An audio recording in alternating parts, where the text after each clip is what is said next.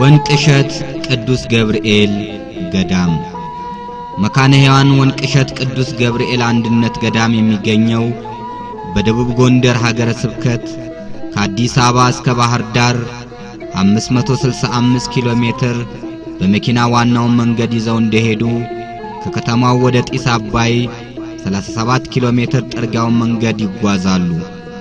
በአፈ ታሪክ በ16ኛው መቶ ክፍለ ዘመን በእንቁላል እንደተሰራ የሚነገርለትን ድልድይ በመሻገር ጎንደር ይገባሉ። ድልድዩን ከመሻገሮት በፊት ጎጃም ከተሻገሩ በኋላ ጎንደር ገቡ ማለት ነው። ጎጃምና ጎንደር ማዶ ለማዶ ነው የተባለለትም ይህ ነው። ወደ ጢስ አባይ እያዩ የሚወስደውን ግራውንድ ይተውና ወደ ቀኝ የኤሌክትሪክ ማመንጫን በቅርብ ርቀት እያዩ የአንድ ሰዓት የእግር ጉዞ ይጀምራሉ።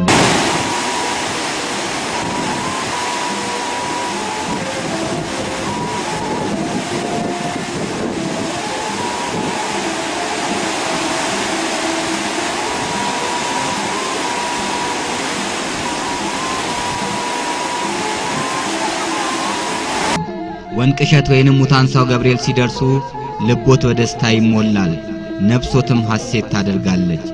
ወንቅሸት የተባለበት በተለያዩ ማዕድን የከበረበት ቦታ በመሆኑ ይህስ የወርቅ እሸት ነው ቦታውን ከሚሉና እዚህ ቦታ ሰው ታሞ ሞቶ ስለተነሳ ሙታንሳው እንደተባለ ይነገራል። ከ15ኛው መቶ ክፍለ ዘመን በፊት የተተከለው ይህ ገዳም በግራኝ ወረራ ጊዜ ጠፍቶ ከጥቂት ዓመታት በፊት ይህንን ቤተክርስቲያን በአዲስ መልክ በጥቂት ቀናት ውስጥ ተሰርቶ ተጠናቀቀ።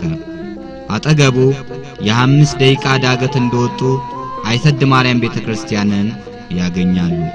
አይሰድ የተባለበት የእመቤታችን ፍቅሯ ሂዱ ብላ አትሰድም ከሚል ነው።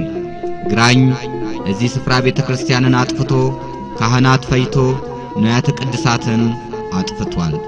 ከ500 ዘመን በኋላ አጋንንት ያደረበት ሰው እዚህ ቦታ ላይ በመጮህ መስቀል የተለያዩ ንዋያተ ቅድሳት አጽመ ቅዱሳን እንዳለ ተናገረ።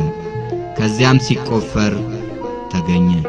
ይህ አጋንንትን የሚያንቀጠቅጠው መስቀል በወር ውስጥ በ7 እና በ19 ሲወጣ አጋንንት ያደረበት ሁሉ እንደ ቅጠል ይረግፋል፣ ይጮሃል፣ ይፈወሳል። የመስቀሉ ቃል ለሚጠፉት ሞኝነት ለኛ ለምንድነው የእግዚአብሔር ኃይል ነው እንዳለ። በርካታ ጠበላት ባሉት በዚህ ገዳም ተጠማቂው ሥራ ከሰራ በኋላ ነው የሚጠመቀው። ወንጌላዊና እጅግ ጠንካራ በመኔት ያሉት ይህ ገዳም ለሥራ ያላቸው ትጋት የሚደነቅ ነው። ጸበሉም እጅግ ፈውስ ነው። አጋንንት ነፍልፎ ይለቃል። ሌላው ይህንን ገዳም ለየት የሚያደርገው እጅግ በርካታ ተጠማቂ ጸበልተኛ ቀን ሰርቶ ተጠምቆ ማታ ከ12 ሰዓት ከ30 በኋላ ቤተክርስቲያን መጥቶ ወንጌል ይማራል፣ ምህላ ያደርሳል። አስታማሚዎችና ታማሚውም በእንደዚህ በደመቀ መልኩ በዝማሬ እግዚአብሔርን ሲያመሰግኑ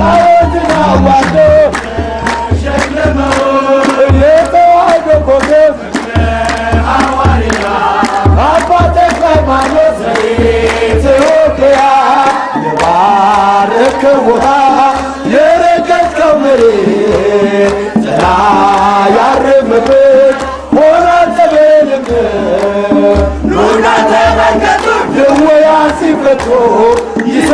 te